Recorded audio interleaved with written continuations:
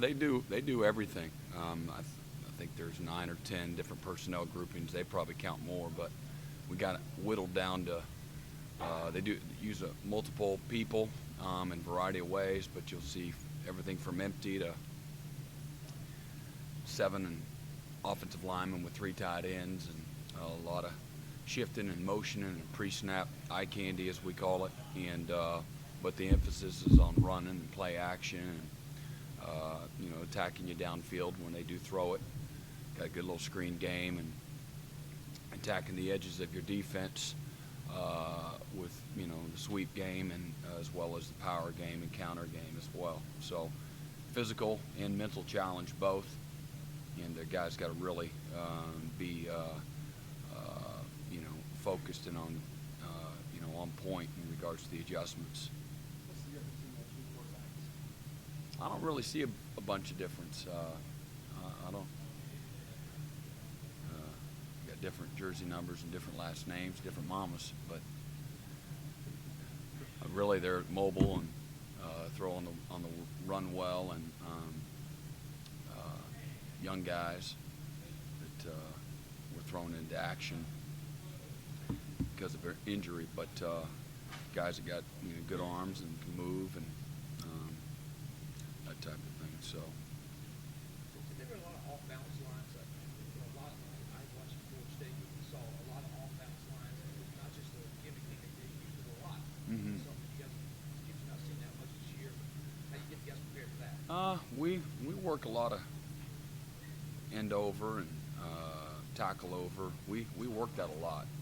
Louisville had a couple different packages where they do that, and our offense occasionally will do some stuff like that. So that's always part of our install, and always try to give. Our guys are familiar, even for field goal, week to week. Last week, if people field goal, they do some unbalanced 4x2 and some tackle eligible stuff. So you're constantly, because it's different, we try to keep that in front of our guys, keep it fresh in their minds on what it is that we like to do and how it affects us.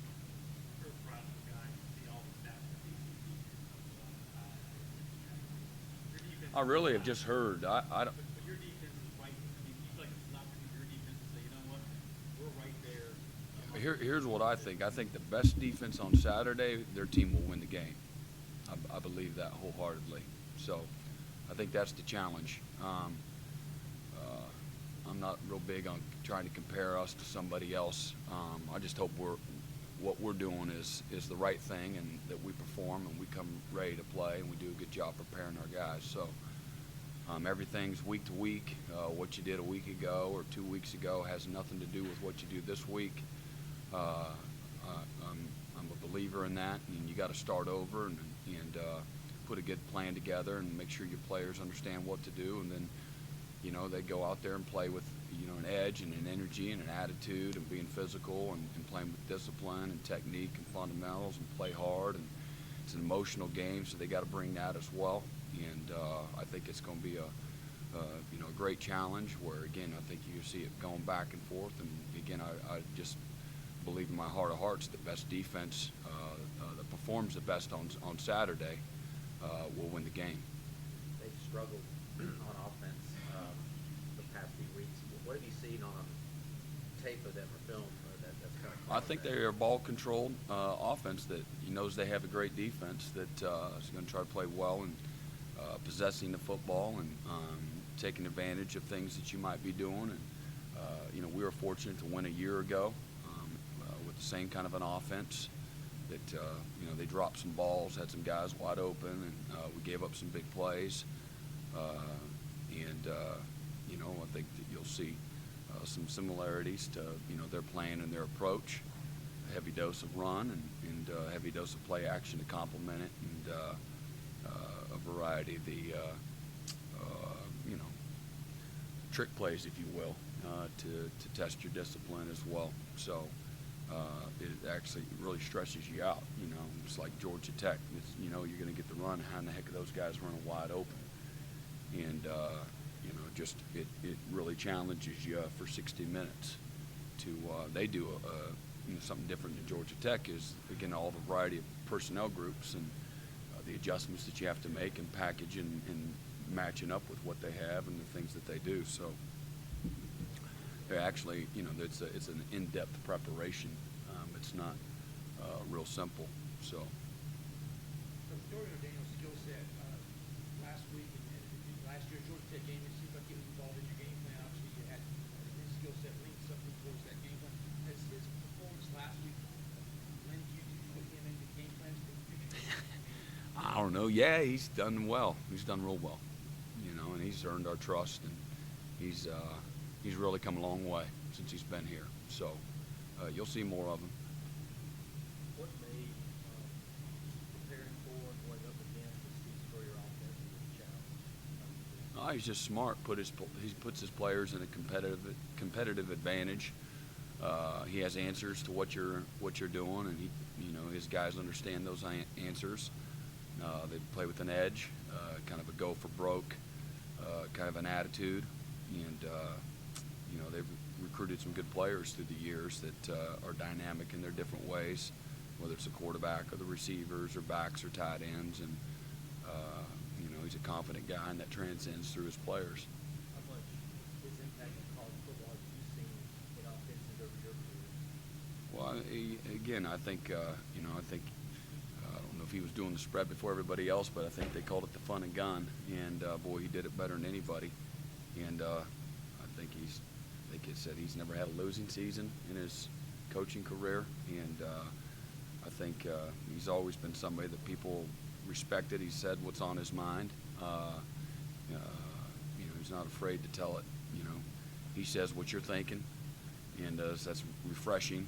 And he's a winner. He's a proven winner. Who doesn't respect that? But obviously his ability to coach quarterbacks and run offense and understand defense. He does a great job as a teacher and putting it in its pure, simplest form. And people think that he's always been a guy that wants to throw the ball all over the place, but the run game is something that's been a huge part of his success offensively. And he's somebody that's always hung his hat on that run game, complementing his offense. So he's a Hall of Fame coach. Well-deserved, successful, incredibly successful career. So wish him luck.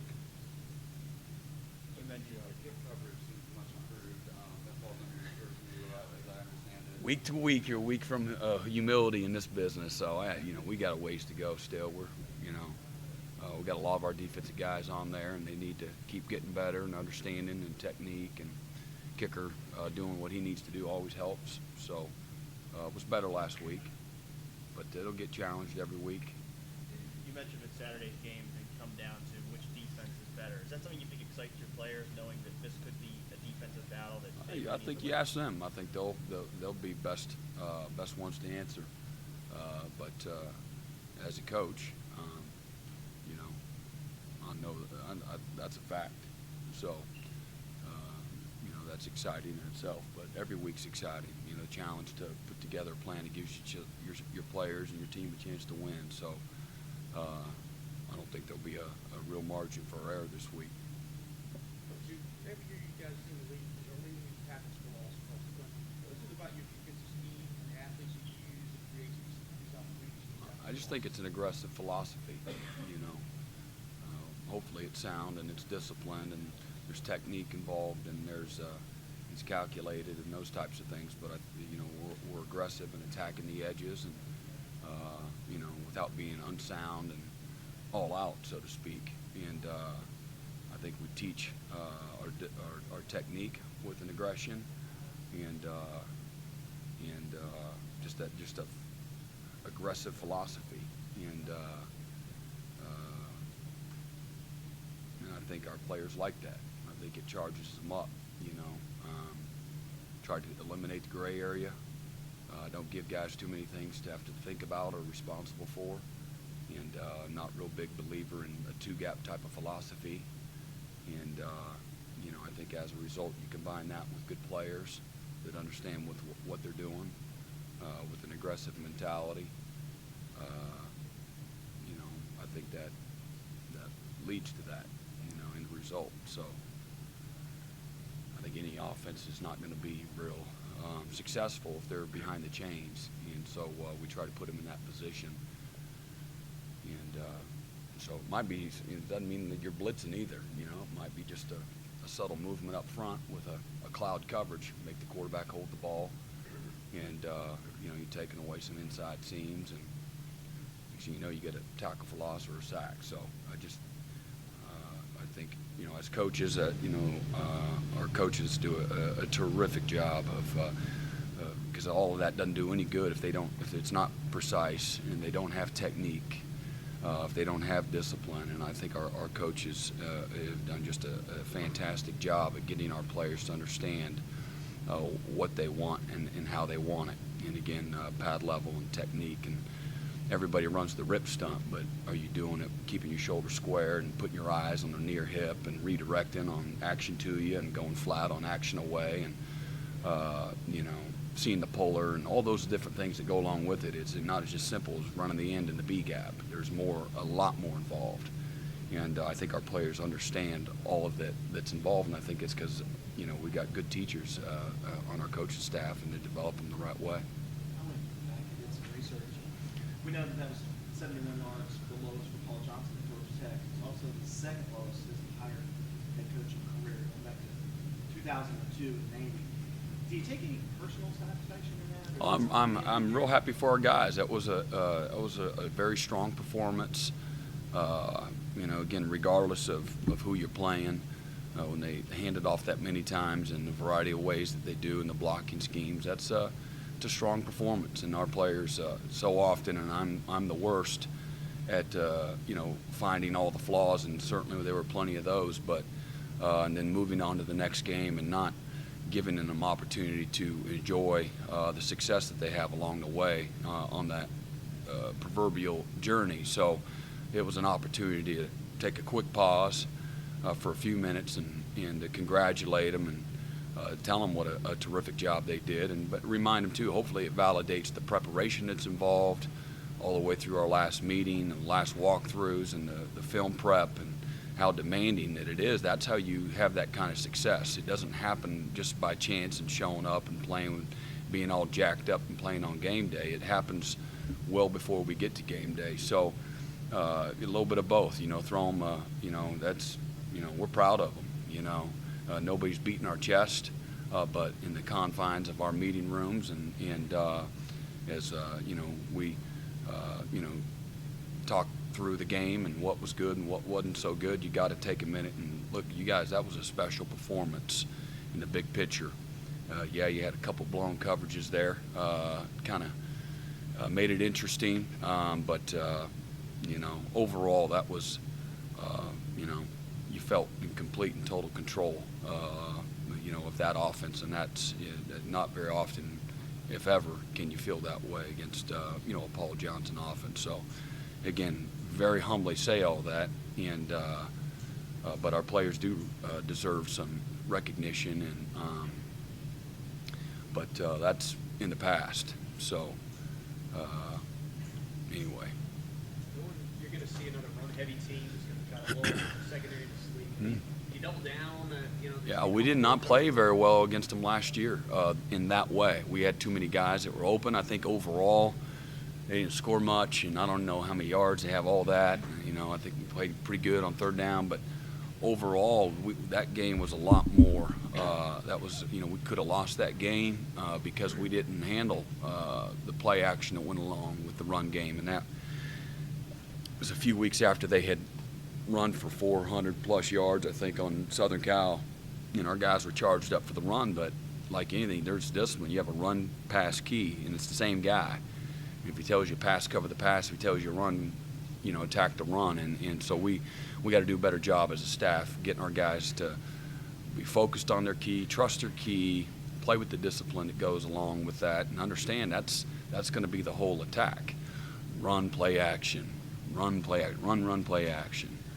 Run, screen. You know, run, play action. I mean, the whole game. And they're not just going to let us sit there and tee off on them all day. So they do a good job of mixing things up, both personnel and formationally, and some of the motions and shifts to to challenge, that discipline. Are there differences in the way you prepare players as opposed to a team like Georgia Tech that tries to do the same Nah, thing? it's the same. It's all the same. You just got to give them a steady dose of what you think they're going to present. This team, they're not in the fly bone. Georgia Tech's easy in a lot of ways.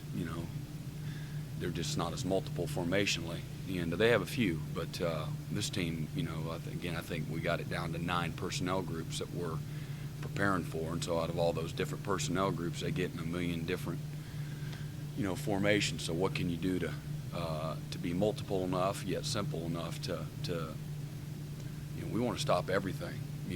We feel like we call anything, most of the time, and if we don't, it's because I put them in a bad call. But most of the time, we put them in a call.